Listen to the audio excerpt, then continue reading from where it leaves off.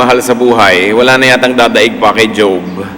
Job's super case can always teach us. Hindi natin pinagsasawaan na balik-balikan, gunitain, sariwain ang dinanas ni Job sapagkat talaga namang napanggagalingan ng maraming lakas para sa ating sariling buhay. What was Job standing before God and men? Ano po ang kanyang kalagayan sa harap ng Diyos, sa harap ng tao, nung dumating sa kanya ang mga hirap sa buhay? Job 1:1-3. In the land of Uz, there lived a man whose name was Job. This man was blameless and upright. He feared God and shunned evil. He had 7 sons and 3 daughters, and he owned 7,000 sheep, 3,000 camels, 500 yoke of oxen, and 500 donkeys, and had a large number of servants. He was the greatest man among all the people of the East. So nakita po natin ang main character natin na si Job na malamang naman ay dati na nating nakadaupang palad. Nakilala na natin siya.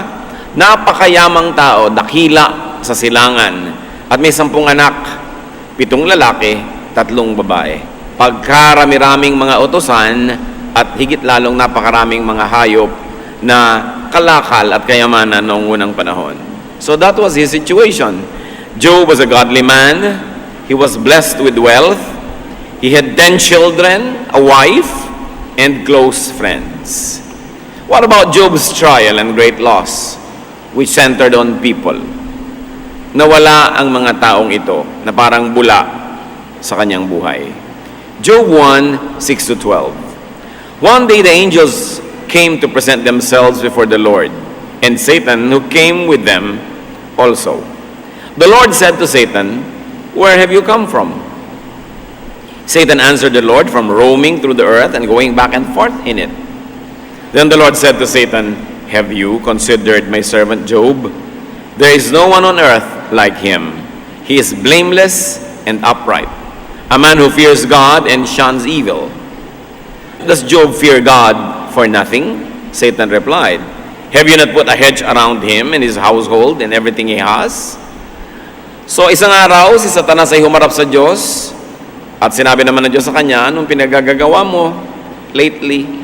Eto, akyat manaog, lupa, langit, biyahe dito, biyahe doon." At sabi naman ng Diyos, believe ka kay Job, di ba? Kilala mo, ang husay na tao, ang galing, maka-Diyos talaga. At sabi naman ni Satanas, "Siyempre, maka-Diyos, pinagpapalan nyo eh. Binibigyan nyo ng maraming anak, asawa, kayamanan, mga katulong. Ano pang dahilan niya para hindi maging maka-Diyos? Binabakuran nyo kasi ang kanyang buhay." Continue. "You have blessed the work of his hands, so that his flocks and herds are spread throughout the land. But stretch out your hand and strike everything he has, and he will surely curse you to your face." The Lord said to Satan, "Very well then, everything he has is in your hands, but on the man himself, do not lay a finger." Pinagpapala nyo, siyempre, maka-Diyos. Subukan nyo na bawiin ang lahat ng pagpapala, binibigay nyong mga kayamanan, mga tao sa kanyang paligid. Siguradong harap-harapan kayo niyan na itatatwa. Sabi naman ng Panginoon, "Sige, binibigyan kita ng otoridad na idaan siya sa pagsubok. Pero, huwag mo siyang gagalawin. Pwede mong galawin ang ari-arian, mga tao sa paligid. Siya mismo, yung kanyang katawan, siya, hindi mo gagalawin." Nilagyan ng Diyos ng hangganan ang pwedeng gawin ni Satanas. Job 1:13-17. Kumilos si Satanas. One day when Job's sons and daughters were feasting and drinking wine at the older brother's house, a messenger came to Job and said, "The oxen were plowing and the donkeys were grazing nearby, and the Sabaeans attacked and carried them off. They put the servants to the sword, and I am the only one who has escaped to tell you bad news." Isang araw na tahimik, payapa, dumating ang dilubyo. May isang humahango sa katulong na nagsabi, "Sinalakay po kami ng mga Sabaeans. Lahat po ng inyong mga hayop ay kinuha at lahat ng mga utusan ay pinatay. Ako lang po ang nabuhay." para makapagbalita. Napakaraming kayamanang nawala sa isang araw at maraming tao, mga tauhan. Job 1:13-17, hindi pa tapos ikwento ang masaklap na balitang ito, may dumating pang pangalawa. While he was still speaking, another messenger came and said, "The fire of God fell from the sky and burned up the sheep and the servants, and I am the only one who had escaped to tell you." While he was still speaking, another messenger came and said, "The Chaldeans formed 3 raiding parties and swept down on your camels and carried them off. They put the servants to the sword, and I am the only one who has escaped to tell you." All in one day, Job lost his servants, not to mention his flocks. Maraming tao ang nawala sa buhay ni Job noon. Yung mga servants, siyempre, mahal mo na rin yan. Parang member na rin yan ng family mo. At bukod doon, ang kayamanan ng mga dakilang tao noon ay nasa bilang ng kanilang mga utusan, mga alipin, mga empleyado, lahat-lahat na. Ang daming nawalang tao sa isang araw. Job 1:18-19. While he was still speaking, yet another messenger came and said, "Your sons and daughters were feasting and drinking wine at the older brother's house, when suddenly a mighty wind swept in from the desert and struck the 4 corners of the house. It collapsed on them, and they are dead. And I am the only one who has escaped to tell you." Sawari, hindi pa sapat na nawala lahat ng kayamanan, nawala lahat ng tauhan. Ito ang ika-4 na mensahero. May mas masaklap na balita. Sabi, merong isang masamang hangin na biglang umihip mula sa disyerto at masyadong hinagupit ang 4 na sulok ng bahay.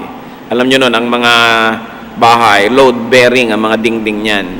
Sila yung nagbubuhat nung bubong, nung buong structure.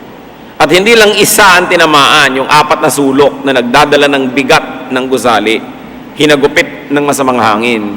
Gumuho ang gusali, natabunan ang mga anak ni Job na nandoon at nagpifiesta. Job lost to death all his 10 children in a day. In a day. Ang pinakamalapit lang dito, yung kumisa na babalitaan natin, yung halos lahat ng pamilya nasa barko, lumubog, siya na lang yung natira. Hindi mo maintindihan kung anong klaseng lungkot yun. Hindi mo malaman kung paano bibigyan ng comfort yung nauulila sa ganung paraan. Nangyari yun kay Job at tunghayan natin ang ginawa niya. The breadth, length, and width of man's endurance was tested in Job. Noon pong Second World War, nung nakakapamayani yung mga Nazi sa Europa, marami silang ginawang mga illegal tests, labag sa batas ng tao. Meron po silang mga sinubukan ng mga pasyente na kinukuryente, nilalason, pinapahirapan, kung ano-ano mga pagpapahirap ang ginawa nila sapagkat gustong sukatin ng kanilang mga scientist ang kayang abutin ng kakayanin ng tao. Siyempre, sila inusig ng daigdig pagkatapos noon at bawal na bawal yung ginawa nila. Pero yan ay isang curiosity. Hanggang saan ang kayang tiisin ng tao? Physical pain naman yung kanilang tinest. Ito, emotional pain. Yung dumating kay Job. 10 mga anak. Ang anak mo nga lang kung bata pa at ipinapagamot-mot, nilalagyan ng swero at hindi marunong yung nagkakabit, nakakailang tusok na, gusto mo na ihulog sa bintana yung nagtutusok Diba? Kung pwede lang sabihin mong, sa akin yun nalang ugat, itusok yan.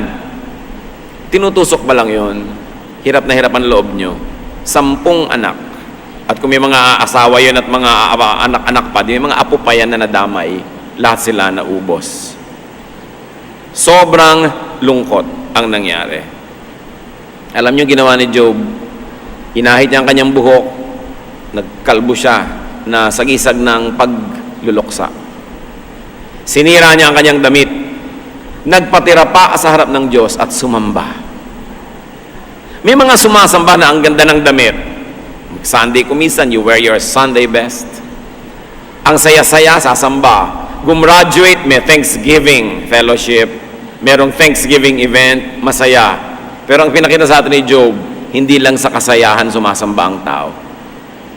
maging sa pinakamahirap na bahagi ng kanyang buhay, pagsamba pa rin ang kanyang inuna. Hindi nyo kailangan maging masaya para sumamba. Sa katunayan, mas malungkot kayo, mas dapat sumamba. Mas kailangan natin ang Diyos. Job 2, 9-10. Hindi naintindihan ng asawa ni Job kung ba't patuloy pa rin sa pagsamba si Job. His wife said to him, "Are you still holding on to your integrity? Curse God and die." Nakita nyo na wala lahat ang mahalagang tao sa buhay ni Job. Pagkarami-raming katulong at mga anak, itinira ni Satanas si Mrs. Kakampi kasi. Kasama na magpaparusa at magpapahirap kay Job. Sa ganitong panahon, kailangan mo yung asawa. Kailangan mo united kayo. Pero hindi. Si Mrs. Job, sabi, ano? Praise and worship ka pa rin. Ano ka ba? Sabi gano'n. Sa lahat ng nangyari sa atin, ang dapat mong gawin, number 1, murahin mo ang Diyos, isumpa mo, talikuran mo. At number 2, mamatay ka na rin. Yun ang sinabi sa kanya ng asawa niya. Verse 10, he replied, "You are talking like a foolish woman. Shall we accept good from God and not trouble?" Sabi niya, gusto mo lang bang tinatanggap sa Diyos yung masarap? Yung mahirap, ayaw mo na? Lahat ng ibinibigay ng Diyos, tatanggapin natin. Ano man yun.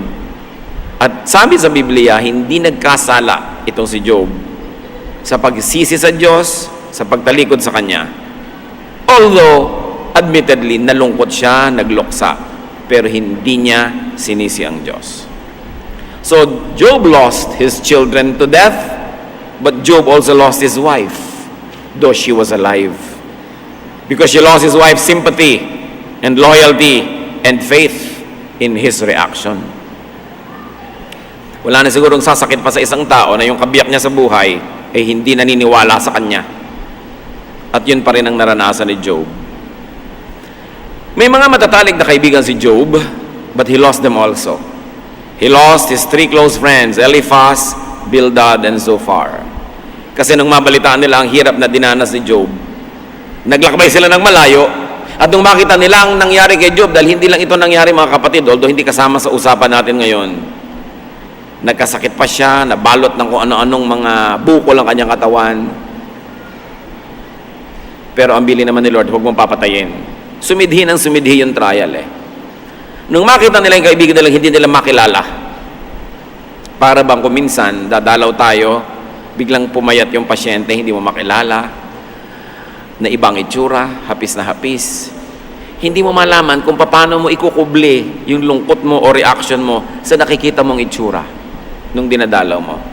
Hindi mo alam kung paano ka magmamaang-maangan o magbubulag-bulagan para huwag nang lalong bumigat ang kanyang nararamdaman pag nakita pa yung reaction mo.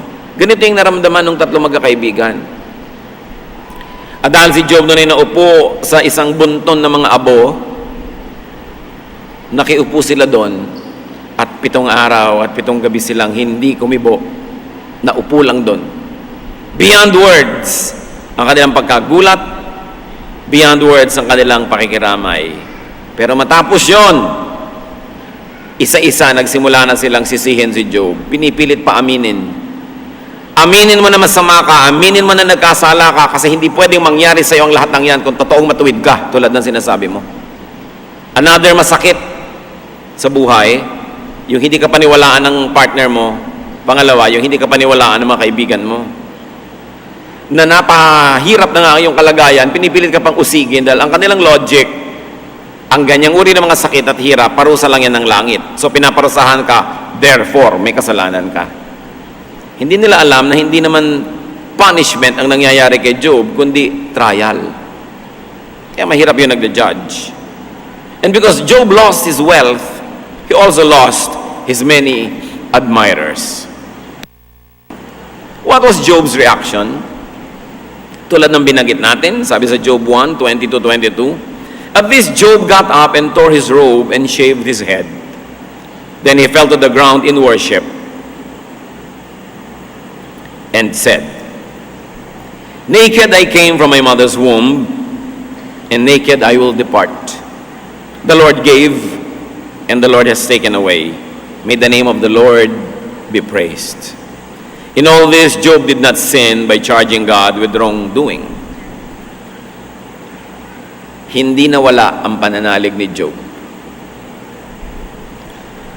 Meron pa ngang libing nung high school kami. Namatay yung tatay ng classmate namin. E di lahat nakatingin sa byuda. Alam niyo naman siyempre, yung byuda yan ang star pag may libing. No? Kaya yung iba talaga medyo OA na. Yung iba naman talagang gano'n na gano'n ang nadarama. E kilala po itong misis na ito sa kaartehan. E di lahat, kahit umaon-ambon, nakapamayong lahat, nakatingin sa kanya kasi ito na yung panahon ng kanyang eksena. Alam niyo bang biglang tumiling, "Oh God!" E di lahat napatingin. At hindi ko na i-quote mga kapatid, biglang minura niya ang Diyos. Biglang napatingin sa lupa ang lahat ng tao. Dahil anong ginagawa ng babaeng ito? Namatayan lang ng asawa. Bagamat di natin binabaliwala ang kahalaga ng asawa. Yung Diyos na lumikha sa kanya, sa asawa niya at sa lahat-lahat, minura na. Job lost his loved ones, but there's one thing. Job did not lose God. Therefore, Job did not lose himself. Because God is in us. Habang kumakapit kayo sa Diyos, yung sentro ng pagkatao nyo, yung gitna niyan, yung kalooban, hindi mawawala. Because God is in us, as long as you believe in God, you will have a center and you will be strong. But even if you own the entire world, but God is not in you, you actually don't own anything. Kaya sabi, what good is it to own the whole world and lose your soul? Yan ang mahalaga mga kapatid. Dumarating ang paghihirap, may nawawala tayo sa mahal sa buhay, lalo kayong kakapit sa Diyos. Anong mapapala nyo? Magtatampo kayo sa Diyos, makikipagkagalit kayo sa Diyos. Gaano ba karami ang alam natin para natin sisihin ng Diyos? Ibig sabihin, mas alam natin kung anong dapat. God is in us. Kaya yung mga sumasamba sa Diyos, umaawit, nagbibigay ng kanilang mga offering, mga papuri, sila man naaangat ang kalagayan at pakiramdam. Bakit? Nasa iyo yung Diyos eh. Pag itinaas mo siya, di tataas ka rin. Dahil magkasama kayo eh. Pero pag tinalikuran mo ang Diyos, tumatalikod ka rin sa'yo. Kasi kakambal mo ang Espiritu ng Diyos eh. Pagka minaliwala mo ang Diyos, nilait-lait mo yung Diyos, niyuyurakan mo rin sarili mo. Wala kang pwedeng gawin sa Diyos na hindi mo rin ginagawa sa iyong sarili. Kaya yung mga taong paladasal, palasunod sa Diyos, kahit mahirap, hindi nawawala ng joy. Hindi nawawala ng tibay ng kalooban because God is in you. So Job mourned the loss of his children and he rebuked his wife. He did not play her game just to keep her. Kung minsan para huwag ka lang iwan ng asawa mo eh, basang ayon ka na sa kanya, papayag ka na sa kanya eh. Kahit sumasamba na siya sa diablo, samba ka na rin, huwag ka lang iwan. Pero siya, sabi niya, huwag kang ganyan, huwag kang magsalita na parang isang hangal na babae. Hindi ka ganyan, di bagay sa iyo yan. Our noble situation in life should enable you to know better. At nung siya sinisisi ng kanyang mga kaibigan, he reasoned with his friends. Si Job yun, tayo. What about our case?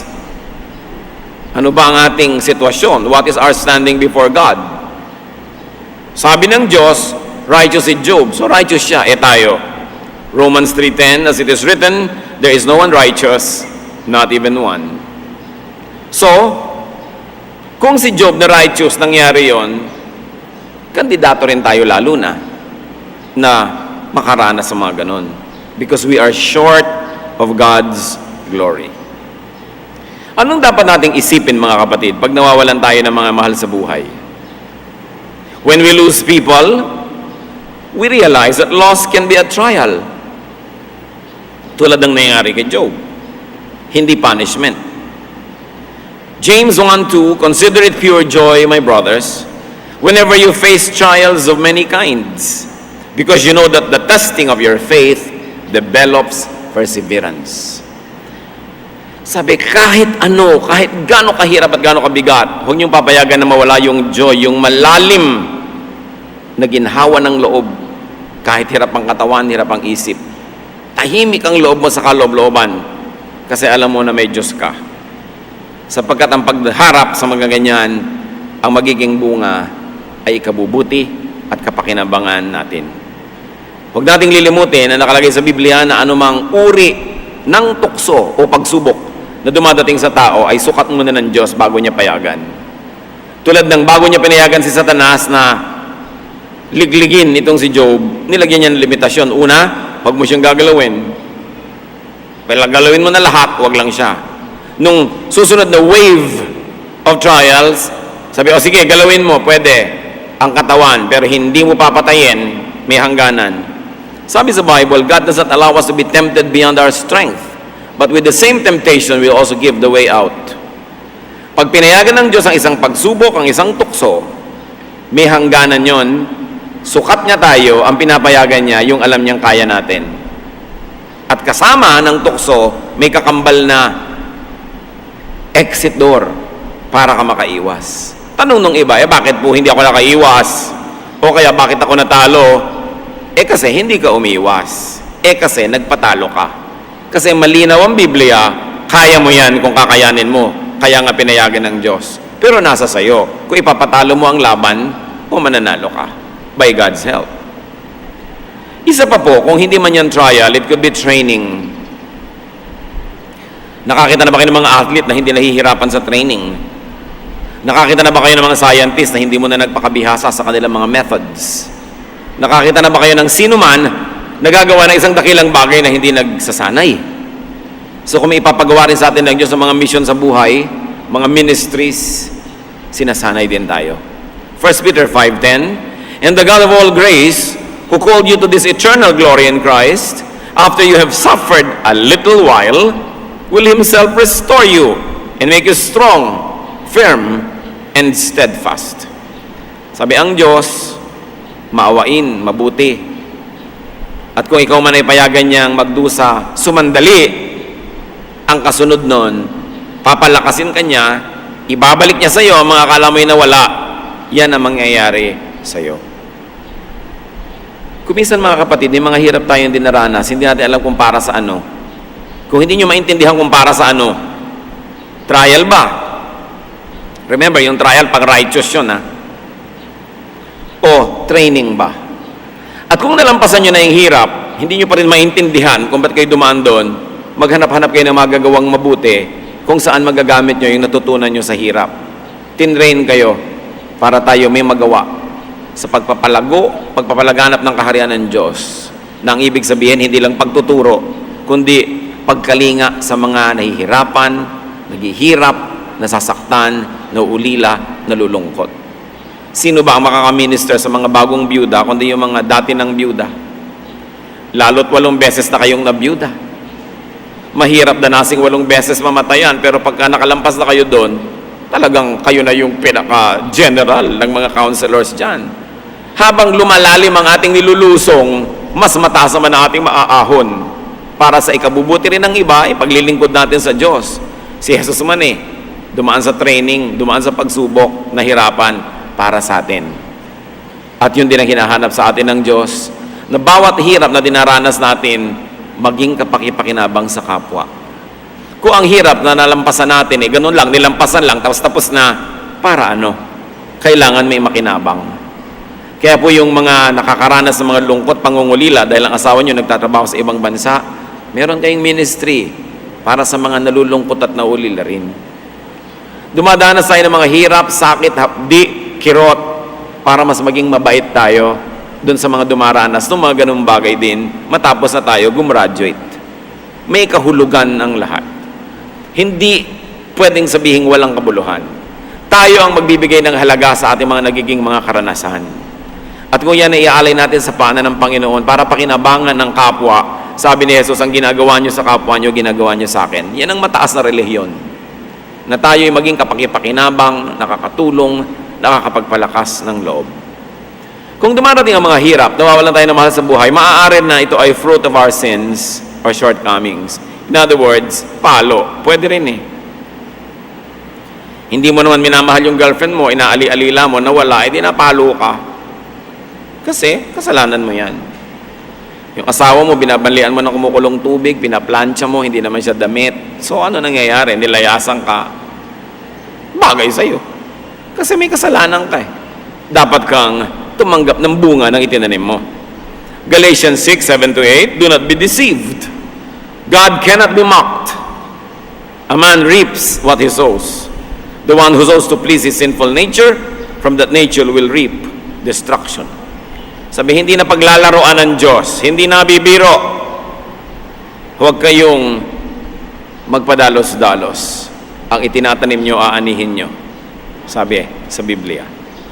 Ngayon, kung hindi po trial, hindi training, hindi pa rin punishment, ano kaya yon? Meron pang isang panukala si Solomon na pwedeng paglagyan ng mga hindi natin malamang kung saan ilalagay, saan ika-classify na hirap sa buhay at pagkawala ng mga mahal natin, time and chance.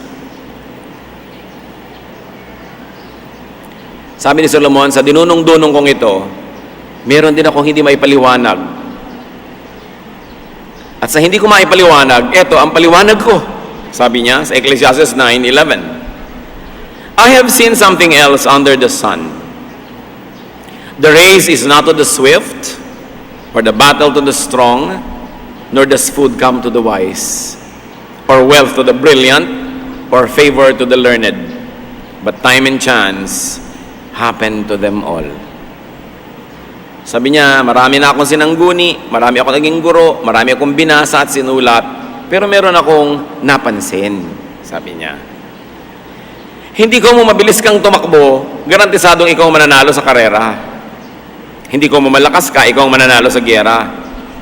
At hindi ko mo marunong ka, ikaw magkakapera para bumili ng masarap na pagkain. Hindi laging pumupunta ang kayamanan sa mga mahuhusay. Marami ring mahusay na pobre, sabi niya. At hindi lagi na napapaboran yung maalam, hasa, marunong. So niya, alam niyo napansin ko, kuminsan, sabi niya, swerte-swerte lang. Time and chance happens to all. At gusto kong idiin, mga Kristiyanong allergic sa swerte at malas, huwag niyo akong girahin, ha. Hukayin niyo sa libingan si Solomon dahil siya may sabi. Sabi niya, chance, time and chance happen to them all. Nung itinatranslate po namin ng Biblia sa Bible Society, ano ba? Paano ba tatagalogin yung time and chance? Wala nang iba. Swerte-swerte lang yan. Yun talaga. So merong nangyayari dahil may rason, pero merong hindi. Wala talagang rason, hindi mo na alam. Nagkataon lang. Yung ba namang ang bilis-bilis na kotse, tumawid doon sa isang kalye, ikaw pa yung nasa gitna, edi minalas ka. Hindi ka napagprenohan, ikaw ang naging hump. Paano yun? Pwede kang tumawid doon kanina, 5 minutes ago, or mamaya, 5 minutes later, hindi dapat mangyari. Pero yung ba namang siya ang bilis-bilis, ikaw ang bagal-bagal, magkatagpo kayo sa isang maliit na lugar, malas mo. Sabi ni Solomon. Hindi mo lagi sasabihin, makasalanan siguro yan, kaya nasagasaan. Ganun kasi maraming Christian eh. Nakakarinig pa ako ng mga ganito, nagbi-visitation, naghihingalo na nga yung tao doon, hirap na hirap. Sister, aminin mo na makasalanan mo sa Diyos. Kung makakabangon lang yung pasyente, ihahataw sa kanya yung kamay. Hirap na hirap ka na, inuusig-usig ka pa. Si Job nga wala na makasalanan, inuusig-usig. Hindi laging ganon. Kung mawalan ka na nga at naubusan ka na ng dahilan, pumunta ka kay Solomon, sabi niya, minalas. Nagkataon. Hindi ko mo may ganon, ibig sabihin God is not in control. Ang ibig sabihin lang natin, we don't understand from a human perspective what was operative in God's control. Hindi lang natin kayang maintindihan. Pero hindi ibig sabihin na yun ay labas na sa kakayanan ng Diyos. Labas lang sa ating pangunawa. Beyond our faculties. So you say, time and chance. Ano pa po ang case natin tulad ni Job? We lose loved ones. We lose associates and partners, family and friends.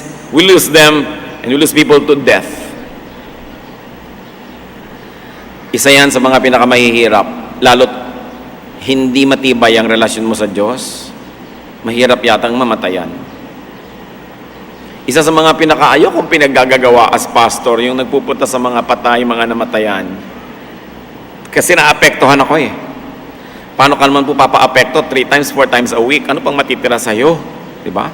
Pero talagang wala naman ako pinupuntahan ganyan na hindi ako talaga naapektuhan. Kaya hanggat maaari lang nga, when people ask me to do the memorial service, iba natin pastor ang gagawa, I'll just be present. Hindi ako umiiwas doon sa trabaho, kundi hindi madali. Hindi madali. Lalo't kilala mo talaga, malapit sa'yo yung namatay, tapos magsasalita ka pa doon, kung ano-ano pang gagawin mo, hindi yun madali. Sapagkat nakikita natin kuminsan yung talagang halos maglupasay, talagang parang nawalan na ng lahat-lahat kasi namatayan. But we lose people to death, it cannot be avoided. We lose people to distance. Oo nga, buhay, pero ang layo. Nasa kaila-ilalimang kuweba ng New Zealand. No? Layo. We lose people to time. Busy sila eh. Hindi magtugma yung oras nyo. Lalo't nagtatrabaho siya sa call center. Tapos boyfriend mo. Hindi na kayo magkikita, liban na lang ikaw itong magpuyat. No? We lose people to ideologies and beliefs. Nung araw, ayaw magpaaral na marami magulang sa UP dahil baka mamundok ang anak. Nakakuha lang ng 3 units ng political science ay naging Marxist na ang uhuging bata. Kala alam na niya lahat. No? So iiwan ang lahat-lahat, itatakwil lang magulang. Sabi ng mga magulang, huwag kang mag-aaral sa UP. Because I might lose you to ideology or to beliefs.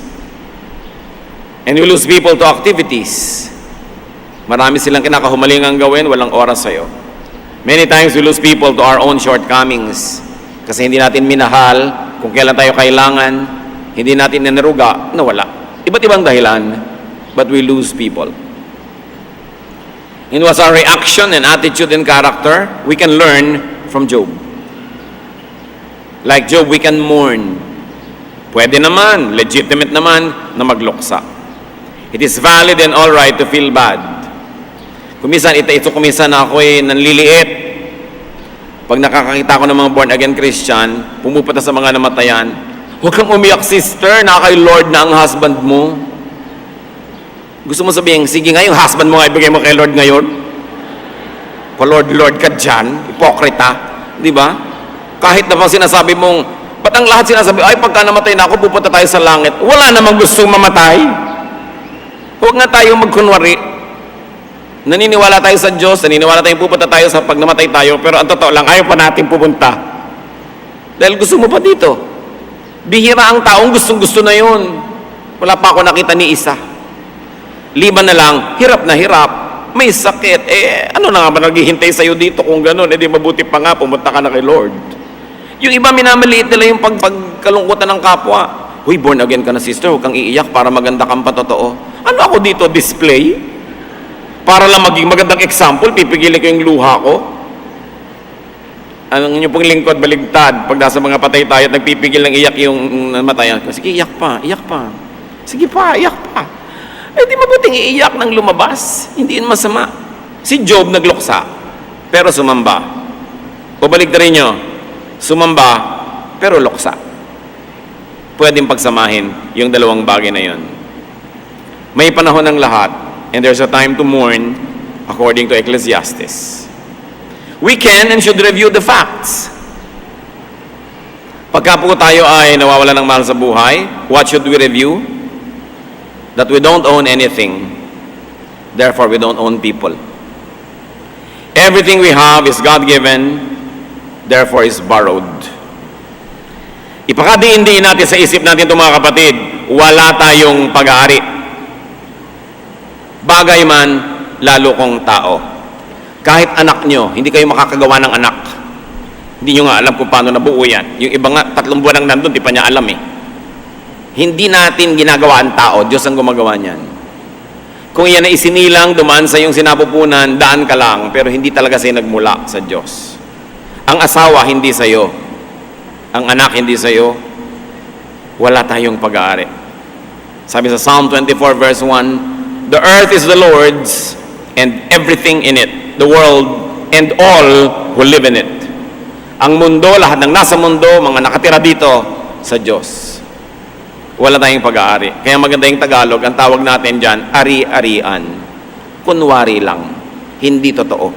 Therefore, hindi ka serious na ikaw ang may-ari nun. And because you don't own anything, you cannot lose anything that you never owned in the first place. Pag sinabi mong nawalan ako, ibig sabihin sa'yo dati yon. Pero dahil wala tayong ni anumang atin, wala rin pwedeng mawala. Hindi yun nawala. Yung cellphone mo, dating nasa kamay mo, na-snatch, ngayon nasa kamay na ng iba. Hindi naman nawala eh, nasa Blumentritt lang. Nasa planeta pa, nasa Milky Way pa, wala namang nawawala, di ba? Lumilipat lang ng lugar. So tao man, hindi siya nawawala, lumilipat lang ng lugar. So kung sabing nawalan ako, bakit meron ka ba? Yung hikaw ko, nung ipinanganak ka ba, may hikaw? Wala. Ay di, wala naman. Buti nga, nakahiram ka at may sumabit na hikaw sa'yo kahit Tupperware. So, huwag ka malungkot. Naku, 9 na buwan ko na yung iniingatan. Buti nga, 9 na buwan ka nagkahikaw. Ngayon, nawala na. Liban na lang, burara ka kasi kaya nawala. Talagang dapat ka maging sorry. Pero kung ginawa mo lahat ng magagawa, para huwag nawala pa rin. Di nawala. Ganun talaga yung buhay. Something's lost and something's gained in living every day. It's part of life. Hindi pwedeng sa'yo lahat kasi mapupuno ka na niyan. People suffer loss because they are deceived into thinking as owners. Yun. That's the heart of the matter. Nagdurusa ka na may nawala kasi akala mo sa'yo. Pero mula sa simula, hanggang gitna, hanggang dulo, kung alam mong hindi sa'yo tihiram lang, natural, mababawi.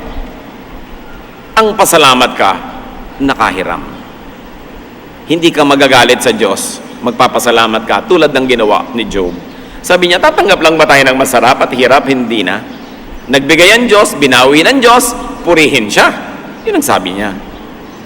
How can we own people when we do not even own our own bodies? Sabi nga sa 1 Corinthians 6:19-20, you are not your own. You were bought at a price. Sarili mo nga, hindi sa'yo. Maging sa'yo pa yung boyfriend mo, maging sa'yo pa yung asawa mo, yung anak mo, no. Isang malaking kasinungalingan. Wala tayong pag-aari. Lahat tayo, pinapahiram lang. And when we lose things, we can and should worship God in spite of the loss.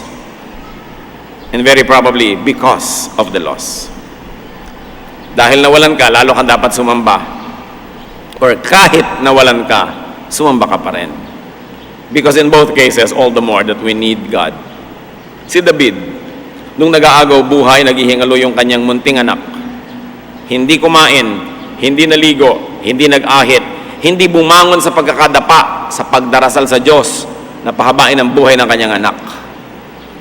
Takot na takot yung mga katulong niya nung namatay yung bata, hindi nila masabi. Sabi nila, nung buhay, ganyan ang itsura niyan. Ngayon patay, paano pang gagawin niyan? Hindi nila masabi. Nung nakahalata si David, sabi niya, patay na ba ang bata? Opo, patay na.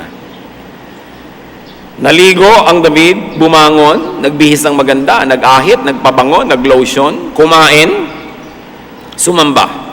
1 Samuel 12:20. Then David got up from the ground. After he had washed, put on lotions, and changed his clothes, he went into the house of the Lord and worshipped. Mga kapatid, kung hindi kayo makapaligo, hindi kayo makapagpaganda, hindi kayo makapagkulay ng buhok dahil nag-aalaga kayo ng mahal nyo sa buhay na may sakit, at kung kuhanin ng Panginoon, pues maligo na kayo, kumain kayo, magpabango na kayo, nagawa nyo na ang pwede nyong gawin. Ang mahirap, yung wala ka namang ginawa kahit ano, tas namatay, yun talaga, mahirap dalhin yun. Pero ipinanalangin mo na, pinaglingkuran mo, ginawan mo na ng mabuti, kinuha pa rin ng Panginoon, tama na dapat ang hirap mo. Tanggapin mo sa iyong kalooban, harapin mo ito, nang mabango ka, maayos, malinis.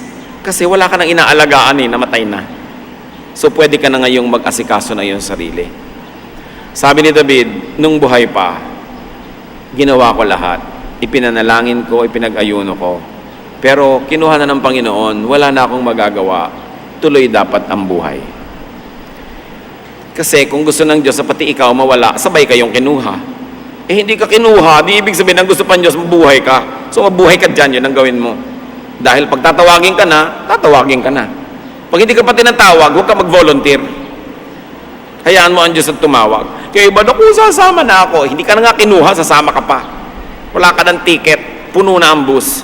Next biyahe ka na, ay huwag naman. Ayaw naman sa next biyahe. Kailangan mga kapatid, totoo yun. Hindi ko minamalit ang hirap natin pag nawawalan tayo ng mahal sa buhay. Pero basta nandyan pa ang Panginoon, tuloy ang buhay. Hindi pwedeng putulin. Ang mahirap, pag yung kapwa-tao mo ang ginawa mong Diyos, siya na lang lahat-lahat. Pag nawala talaga yon, hindi mo na malaman ang gagawin mo.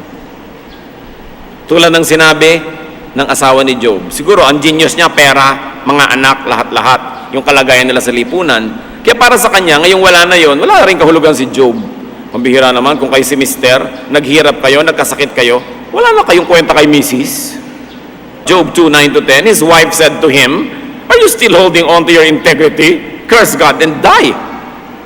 He replied, "You are talking like a foolish woman. Shall we accept good from God and not trouble?" The lesson is, accept whatever God gives you, or accept whatever God takes away from you. Do not sin. Do not blame God. Do not turn away from God. Job passed the test. Hindi lang passed, very high grade, excellent. At dahil doon, natapos ang trial, bumalik ang pagpapala. Job 42:12, the Lord blessed the latter part of Job's life more than the first. He had 14,000 sheep na doble, 6,000 camels, 1,000 yoke of oxen, and 1,000 donkeys na doble ang kanyang assets. Paano yung mga anak? Magkakaanak ka pa ba? May edad ka pa? Job 42:16-17, after this, Job lived 140 years. He saw his children and their children to the 4th generation. And so he died old and full of years. Hindi siya 140 years old. Matapos lahat ng nangyari, nabuhay pa siya ng additional 140 years. Gusto nyo, ipag-pray natin. Para kayo mga mga 200 years old. Gusto nyo ba yun? Kung ayaw nyo naman, makontento na tayo sa medyo mas kulang kaysa ron. Pero ito ang importante, walang imposible sa Diyos. Wala. Walang pagpapala na huli na. Wala. Nawalan kayo ng negosyo, 3 beses na, may edad na kayo, pwede pa uli kayong mamuhunan kahit konti. Pwede pa kayong umani sa itatanim nyo kahit medyo matanda na kayo. Si Job, ang patotoo sa atin ng Diyos. Hindi yung pagkalampas na kayo na 70, inaantay nyo ng kawiting kayo ng karit ng kamatayan. No. Dapat may buhay pa kayo. Magsimula pa kayo ng mga bagong project. Bagong mga bagay, di ba? Mag-aral pa kayong ballet. Mami, mag-ballet pa kayo, hindi pa huli ang lahat. Di ba? Pwede pa. Walang huli. Basta blessing. At kung handa ka na tumanggap nito, walang late. Huwag nyo sabihin, may tanda na ako, hindi na ako pwede. Yung luma na. Yung mga hindi nakapag-aral sa inyo noon dahil nag-asawa na kayo, nag-alaga, nag-ganyan, tapos ngayon pwede na, mag-enroll kayo. Walang huli. Kayo lang ang naglalagay ng bakod sa sarili nyo, kaya kayo nakukulong. Pero kung tatanggalin nyo yung mga bakod na yan, sasampahin nyo yan sa tulong ng Diyos, malayo pang mararating ang tao. Kaya si Mary, kadalagang tao, sabi ng angel, magbubuntis ka. Sabi niya, paano nangyari yun? Luke 1:37, sabi ng anghel, nothing is impossible with God. Ang Biblia nakabukas, mga kapatid, hitik na mga halimbawa ng mga kaimposiblihan na naging posible sa mga nananalig, sa mga matapat sa Diyos. Yan ang huwag na huwag niyong isusuko kahit kailan, yung pag-asa. Huwag na huwag. Yung mga namatayan kayo, nahirapan kayo, sabi niyo, ay naku, mahirap na, hindi na ako makaka-recover. Kaya nga yung mga nabiyuda, matapos medyo magluksa, sabihin ko, ate, may bago ka na bang boyfriend? Huwag naman po. Kalwari ka pa, gusto mo naman eh. Di ba? Ayoko na po. Ano naman yan? Yung mga anak, madadamot, ayaw pag-asawahin yung mga byudo o byuda nilang magulang. Hindi naman sinasamahan lagi. Di ba? Hindi naman kinakamot ang likod pag may eksema, ang paa. Mabuti na yung may kapartner, di ba? Walang huli. Kaya ang buhay, regalo ng Diyos. Bawat araw, dapat lasapin. Habang hindi ka pa kinukuha, huwag mong isipin yung kabila, dito ka muna. Gumawa ka ng mabuti, magpaka-Diyos ka, maglingkod ka, pero huwag mong papayagan ang sarili mo rin mapabayaan. And when facing and suffering a loss, do a Job. Trust God. You trust God. Proverbs 3:5, trust the Lord with all your heart and lean not on your own understanding. And trust yourself to God. Jeremiah 29:11, for I know the plans I have for you, declares the Lord, plans to prosper you and not to harm you, plans to give you hope and a future. Sabi niya, may plano ako para sa iyo. Kung wala kang plano sa buhay mo, ako meron, sabi ng Diyos. Kung hindi mo alam ang plano ko, sumunod ka na lang. Pero may plano ko para sa iyo. Walang buhay na sayang, walang buhay na walang katuturan, walang buhay na walang pupuntahan. Lahat may plano ang Diyos. Kaya lang kailangan mag-cooperate ka para mangyari yon. At kung may nawawala sa inyo, do what you can to regain lost things. Yung iba naman nawawalan kasi nga pabaya. So ayusin mo para hindi ka na mawalan na naman. Sabi sa Proverbs 14:23, all hard work brings a profit. Huwag kang madadala. Nagnenegosyo ka, nalugi. Sige uli. Sige nang sige. Natututo ka naman eh. You become a better person. And even if Job's happy ending doesn't happen in your life, do a Job pa rin. Stick to God. Isaiah 40:31, but those who hope in the Lord will renew their strength. They will soar on wings like eagles. They will run and not grow weary. They will walk and not faint. Nangihina ka, pinanghihinaan ka ng loob, lalo kang kumapit sa Diyos. Sabi, ang umaasa sa Diyos, nakakalipad ng mataas, nakakatakbo ng malayo, at maraming nagagawa na hindi nangihina. What is a great antidote to loss of people? Ano po ba ang pinakamalaking pangontra para hindi tayo sobrang malungkot pag may nawawala? Love people, but do not be too attached. Love, but do not be too attached. At lalong-lalo, huwag kayong magmahal to the point that you lose yourself.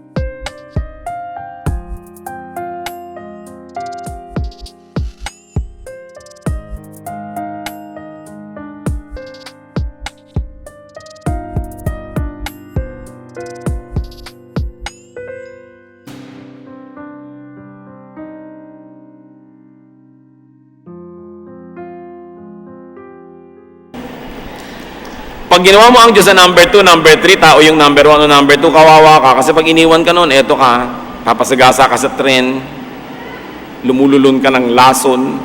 Kasi nawala yung tao, ginawa mo number 1 eh. Ang number 1 sa puso natin, Diyos dapat. Mahirap gawin ko minsan, lalo na in love ka't nahihibang, pero dapat mong isipin. It's God that gives us a center. It's God that gives us meaning. And it's God that will never leave us. It's God who created us. And when we die, it's God who is going to welcome us to eternity. Never, never subsume your love for God to your love for people. Kahit sino pa yun. Pag inuna mo ang Diyos, lahat aayos. Because God does not leave us or forsake us. Hebrews 13:5, God has said, never will I leave you, never will I forsake you. Kung minsan, may nawala kang boyfriend, may nawala kang minamahal, parang pinagtakluban ka na ng langit at lupa, hindi ka naman minamahal, hindi ka naman pinapansin, hindi ka naman inaalagaan. Pag nawala yung pasalamat ka. Kasi kung may hawak ka, paano ka bibigyan ng Diyos ng bagong hahawakan? Nakahapit ka, kailangan yung kamay mo mawala ng laman. Akala mo nawalan ka ng laman forever? No, nawawala lang yung laman para maging bakante, para lagyan niya ng Diyos ng bago, ng mas mahusay. Pero dapat manalig ka sa Diyos at makinig ka sa maka-Diyos na katwiran. At yung ex mo dati na sinasamba-samba mo, 3 linggo lang yan, mandidiri ka na sa sarili mo. Bakit ko ba sinamba yun? Magtataka ka na sa sarili mo kung ba't ka nagpakahibang. At dapat, nawalan ka man ng mahal sa buhay, ayusin mo ang sarili mo para pag nakikita kayo, panghinayangan ka man lang. Makakanta ka man lang ng If You Could See Me Now. No?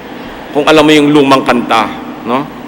At pagka nakakita ka na at binigyan ka na ng Panginoon, sabihin mo man ng labi mo o hindi, pwede mong sabihin doon sa hindi naman nag-alaga sa'yo, hindi ka naman nilagaan. Pwede mong sabihin, thank you very much for being a pest. Kasi kung hindi ka peste, di kumapit na ako sa buong buhay, salamat na lang, at hindi tayo nag-work, hindi natuloy, naging libre tuloy ako. Eto ang aking kasama ngayon, gift from God. Kung hindi kayo minahal, hindi kayo inalagaan, tapos nawala, magpasalamat kayo, magpiesta kayo dyan, huwag kayong lulungkot-lungkot, because you don't deserve to be treated less by somebody that you love so much. Pag hindi kayo sinusuklian ng pag-ibig, mag-isip-isip kayo. Tingnan ninyo kung natutuwa pa ang Diyos sa kuminsan pagpapakaaba na inaabot ng mga ibang tao dahil lang nagmamahal sila. Don't cry, don't be bitter, but be better. And very importantly, never count people or anyone as your own. Wala tayong pag-aari kahit asawa, kahit anak. People are God's gifts to us. Sila'y bigay, sila'y pahiram. We don't own people, so we don't lose them. Ganun lang yung logic. But if you think you own them, then you lose them. But we don't own people. Job 1:21, the Lord gave, and the Lord has taken away. Another important thing, to protect yourself from the pain of so-called loss, enjoy people while they are with you. Then let go when it's time. Habang ipinapahiram sa iyo ng Diyos, enjoy it. At kung binabawi na, ibigay ng maluwag sa dibdib. Kaya sabi ng Ecclesiastes 9:9, enjoy life with your wife, whom you love. Ecclesiastes 9:9, enjoy while it lasts. Hindi lang wife yan, enjoy your parents, enjoy your brother, enjoy your sister, enjoy your friend. Para pag nawala na, wala kang pinagsisisi. It's very important. Ano ba? Sino ba ang nawala sa buhay niyo, mga kapatid? Hindi ko gustong maliitin ang inyong loss.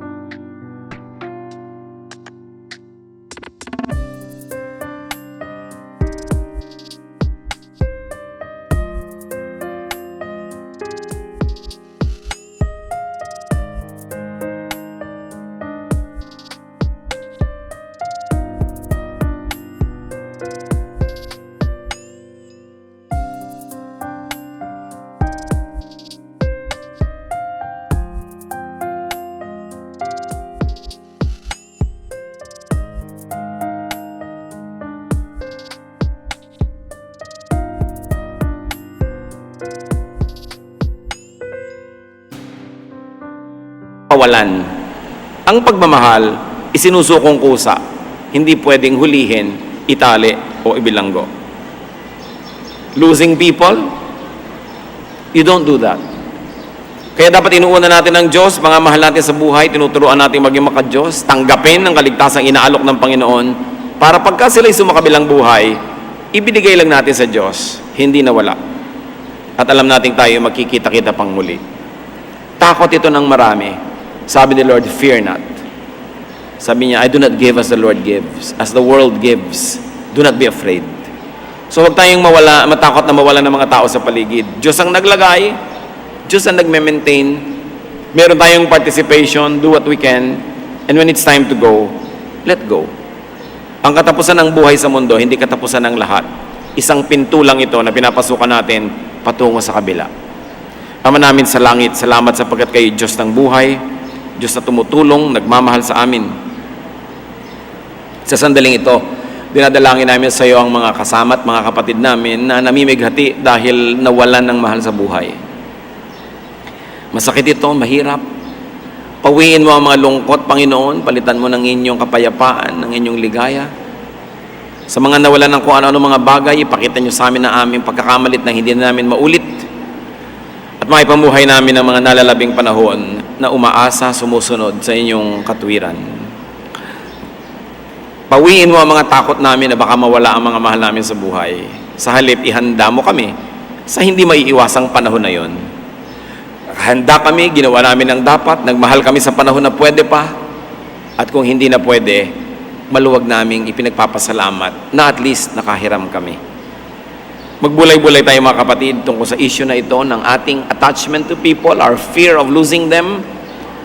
At yung iba naman sa takot na huwag mawalan, hindi na lang nakikipagrelasyon, mas malaking kawalan yon. Sabi nga, it's better to have loved and lost than never to have loved at